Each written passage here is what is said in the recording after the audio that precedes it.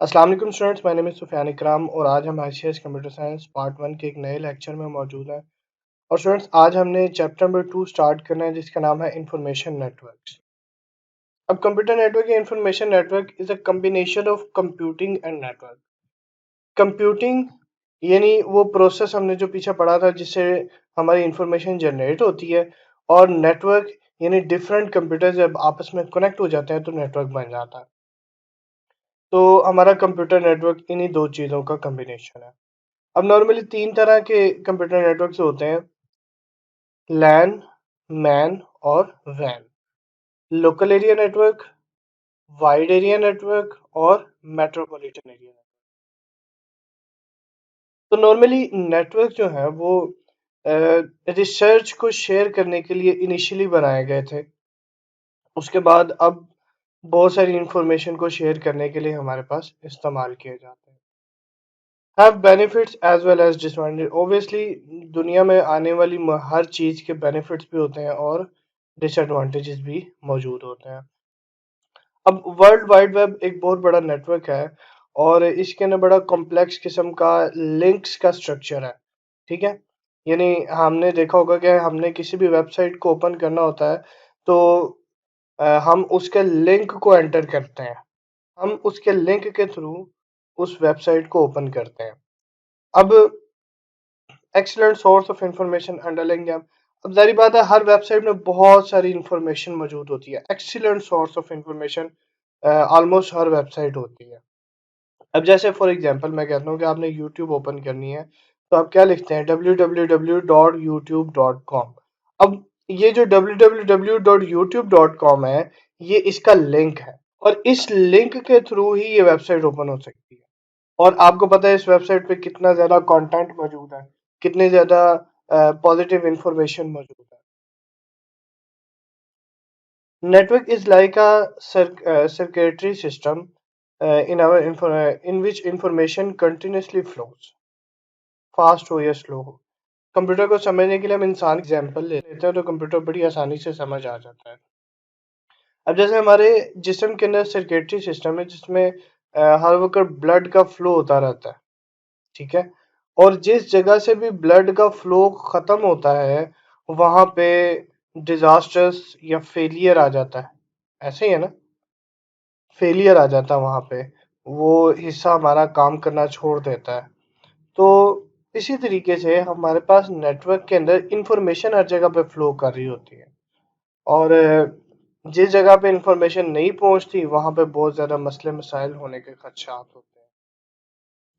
Networks are being essential for business, whether it is small, medium or large। आज के दौर में हमारे पास नेटवर्क्स इतने एसेंशियल हो गए हैं हर बिजनेस के लिए कि चाहे वो बिजनेस स्मॉल हो, लार्ज हो, मीडियम हो, जैसा भी आपकी बिजनेस की टाइप हो, आपका नेटवर्क होना इंतहाई ज़रूरी है। क्यों? क्योंकि असल में हर बिजनेस में इंफॉर्मेशन बड़ी इंपॉर्टेंट कमोडिटी होती है और उस इंफॉर्मेशन को डिफरेंट जगहों पे बिजनेस एक्सपैंड करता जाएगा तो जाहिर बात है इंफॉर्मेशन को शेयर करना मुश्किल होता जाएगा। इसलिए फिर उस इंफॉर्मेशन को, चूंकि वो बहुत इंपॉर्टेंट है डिफरेंट जगहों तक पहुंचाना, तो फिर नेटवर्क्स का इस्तेमाल किया जाता है। आगे हमारे पास एक कॉन्सेप्ट आता है वर्क ग्रुप कंप्यूटिंग का। तो वर्क ग्रुप कंप्यूटिंग से पहले हम देखते हैं कि ये डिफरेंट किस्म के कंप्यूटर्स हैं और ये दरमियान में मौजूद एक डिवाइस के थ्रू आपस में कनेक्टेड है। तो ये एक नेटवर्क बन गया। अब नेटवर्क की डिफरेंट टाइप्स हमने लैन, वैन और मैन देखी हैं, वो आगे जाके ज़रा डिटेल में डिस्कस करेंगे। अब वर्क ग्रुप कंप्यूटिंग की बात कर लें तो also known as collaborative computing. Work group computing को हम कोलैबोरेटिव कंप्यूटिंग भी कहते हैं। अब कंप्यूटिंग का प्रोसेस हमें पता है कि डिफरेंट डाटा के ऊपर डिफरेंट प्रोसेस को अप्लाई करके इंफॉर्मेशन को जनरेट करना। ठीक है, अब वर्क ग्रुप यानी डिफरेंट किस्म के लोगों का ग्रुप एक ही इंफॉर्मेशन को जनरेट करने में हेल्प कर रहा हो, कोऑपरेट कर रहा हो, कंसल्ट कर रहा हो या इंफॉर्मेशन की शेयरिंग कर रहा हो, तो ये प्रोसेस कहलाता है वर्क ग्रुप कंप्यूटिंग। अब जैसे फॉर एग्जांपल हमारे पास ये इमेज मौजूद है, यहाँ पे let's say computer A, computer B, computer C और लैपटॉप ए। इन चारों डिवाइसेस के ऊपर एक ही कंपनी के डिफरेंट लोग बैठे हुए हैं और वो चारों के चारों एक ही प्रोजेक्ट के ऊपर काम कर रहे हैं। अब ये कर क्या रहे होते हैं, ये कुछ ऐसे सॉफ्टवेयर इस्तेमाल कर रहे होते हैं जिनको हम कहते हैं ग्रुप वेयर्स, जो हमें ग्रुप में काम करने में हेल्प करते हैं। Group wares are the softwares that are used to enable work group computing. ठीक है, वर्क ग्रुप कंप्यूटिंग को एनेबल करने के लिए हम ग्रुपवेयर सॉफ्टवेयर का इस्तेमाल करते हैं। होते क्या वो groupware software are use to share same domain of information among different users. यानी अब ये जिस इंफॉर्मेशन या जिस डाटा पे काम कर रहे हैं वो सब के दरमियान एक सेम ही होगी, एक जैसी होगी, सेम होगी। ठीक है, और यानी कंप्यूटर ए के पास जो इंफॉर्मेशन मिल रही होगी या कंप्यूटर सी के पास जो इंफॉर्मेशन मिल रही होगी या लैपटॉप ए के पास जो इंफॉर्मेशन मिल रही होगी, सब की सब इंफॉर्मेशन सेम होगी और वो सेम इंफॉर्मेशन पे सारे एट अ टाइम काम कर रहे होंगे। और ये कैसे अनेबल होता है? By through groupwares. तो अब क्या है, ये चारों के चारों बंदे जो कि इस सिस्टम्स पे बैठे हैं वो आपस में एक दूसरे के साथ कॉपरेट कर रहे हैं, एक दूसरे के साथ कंसल्ट कर रहे हैं और इंफॉर्मेशन की शेयरिंग कर रहे हैं। There may be different types of operating system database and databases but which share where we can communicate without any hassle and problem। अब नॉर्मली होता क्या है कि डिफरेंट किस्म के जो कंप्यूटर्स आपस में कनेक्टेड होते हैं, तो उन कंप्यूटर्स के ऊपर ज़रूरी नहीं है कि भी सेम ही ऑपरेटिंग सिस्टम चल रहा हो। लेट्स से इसके ऊपर विंडोज़ चल रही है, तो इसके ऊपर हो सकता है मैक चल रहा हो। ठीक है, इसके ऊपर भी विंडोज़ चल रही है, इस पे यूबंटू चल रहा हो। तो अब ये डिफरेंट किस्म के ऑपरेटिंग सिस्टम्स हैं, लेकिन हमारे ग्रुपवेयर सॉफ्टवेयर्स का काम क्या होता है कि चाहे डिफरेंट किस्म के ऑपरेटिंग सिस्टम्स काम कर रहे हो और उनमें डिफरेंट किस्म की डेटाबेसेस हो जो कि डाटा को स्टोर करने के लिए इस्तेमाल की जा रही हो, लेकिन ग्रुपवेयर का काम यही है कि डिफरेंट किस्म के ऑपरेटिंग सिस्टम, डिफरेंट किस्म के डेटाबेसेस के होने के बावजूद आपस में कम्युनिकेट करवाना विदाउट एनी हैजल और प्रॉब्लम। ठीक है, अब हमारे पास नेक्स्ट टॉपिक है ईमेल, यानी electronic mail, process of sending messages directly from one computer to another computer linked through a kind of network, any kind of network. अब यानी हमारा जो ईमेल का सिस्टम है जिसको हम इलेक्ट्रॉनिक मेल भी कहते हैं, उसके अंदर एक सेंडर होता है और एक रिसीवर होता है। अब सेंडर दुनिया के किसी भी कोने में बैठा है और वो एक नेटवर्क के थ्रू, अब चाहे वो इंटरनेट हो या कोई और नेटवर्क हो, इंटरनेट के थ्रू अपने मैसेज को रिसीवर तक पहुंचाने में कामयाब हो जाए, तो इस प्रोसेस को कहते हैं ईमेल। ईमेल प्रोवाइड करने वाले हमारे पास बहुत ज़्यादा ईमेल की सर्विस बहुत सारे लोग प्रोवाइड कर रहे हैं, बहुत सारी कंपनीज प्रोवाइड कर रही हैं, जैसे याहू है, आउटलुक है, हमारी जीमेल है। ये डिफरेंट कंपनीज हैं जो कि ईमेल की फैसिलिटी प्रोवाइड करती हैं।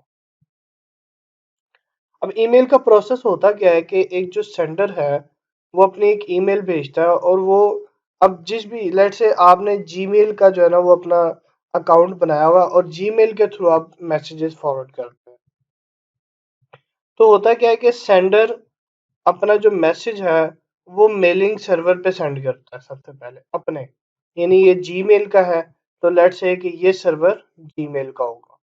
अब लेट्स से कि रिसेप्टेंट जो है वो याहू की मेल इस्तेमाल करता है, तो अब होगा क्या कि जब सेंडर सेंड करेगा तो सेंडर का मैसेज पहले जीमेल के सर्वर पे जाएगा। ठीक है, उसके बाद क्या होगा कि वो सर्वर फिर लोकेट करेगा, ढूंढेगा कि भाई रिसेप्टेंट का सर्वर कौन सा था, वो कहेगा याहू का। अच्छा, रिसेप्टेंट इस वक्त किस जगह पे पड़ा और वहां पे याहू का करीब तरीन सर्वर कौन सा है, तो जब वो लोकेट हो जाएगा तो हमारा जीमेल का सर्वर याहू के सर्वर के ऊपर मेल को फॉरवर्ड कर देगा। फिर जब यहाँ पे मेल आ गई, अब रिसेप्टेंट जो है वो इसको यहाँ से रिसीव कर ले। ये प्रोसेस होता है ईमेल के सेंडिंग करने का। अब ईमेल के बेनिफिट्स बेतहाशा है। Communicate anywhere in the world, distance is not a problem. कि आप चाहे एक ही कमरे में दो जने बैठे हैं या चाहे दुनिया के दो कोनों पे बैठे हैं, वो आपस में कम्युनिकेट विद इन सेकेंड्स कर सकते हैं। Highly cost effective way, cost effective भी है। अगर आपने पाकिस्तान से बाहर किसी भी जगह पे मैसेज भेजना है तो तकरीबन 7-8 रुपए आपको टेक्स्ट मैसेज भेजने के लग जाता है। तो लेकिन अगर आप वही ईमेल फॉरवर्ड करेंगे तो ईमेल इंतहाई कॉस्ट इफेक्टिव वे है। ठीक है। तो इसी तरह आगे कहता है we can send different types of files, चाहे वो लेटर्स हों, रिपोर्ट्स हों, नोट्स हों, इमेजेस हों, डिफरेंट किस्म की फाइल्स हों, उनको सेंड करने की टेक्निक सेम ही है। यानी ऐसा नहीं है कि हमें फाइल लेटर किसी और तरीके से पोस्ट करना पड़ेगा, रिपोर्ट्स को सेंड करने के लिए कोई और तरीका है, इमेज भेजने के लिए कोई और तरीका नहीं। सेम ही तरीके से सेम टेक्निक्स को यूज करते हुए हम डिफरेंट किस्म की फाइल्स भेज सकते हैं। तो ये भी ईमेल का बेनिफिट है। Recipient not interrupted by the arrival of email. मतलब लेट्स से कि यहाँ से एक सेंडर ने ईमेल सेंड किया और वो ईमेल के सर्वर तक यहाँ तक पहुंच गया। अब रिसेप्टेंट अपना कोई और काम कर रहा था, तो इसने कोई बार बार उसको परेशान नहीं किया, कभी ईमेल आ गई है ले लो, ईमेल आ गई है ले लो, नहीं। जब रिसेप्टेंट का दिल करेगा वो सर्वर पे जाएगा और उस ईमेल को डाउनलोड कर लेगा या ओपन कर लेगा। ठीक है। तो email not lost, receptor not interrupted by the arrival of email. Email not lost even the receptor is turned off. Computer is turned off. तो जाहिर बात है जब आपका अब सर्वर का काम क्या होता है, सर्वर भी एक्चुअली इंफॉर्मेशन को स्टोर करने के लिए इस्तेमाल हो रहा था। अब चूंकि मेल सर्वर है तो ये ईमेल्स को स्टोर करने के लिए इस्तेमाल हो रहा होता है। जब आपकी मेल यहाँ तक पहुंची है लेकिन अगर रिसेप्टेंट का कंप्यूटर अभी बंद है तो होगा क्या कि मेल यहाँ ही पड़ी रहेगी ईमेल के सर्वर में। जैसे ही रिसेप्टेंट अपना कंप्यूटर ऑन करेगा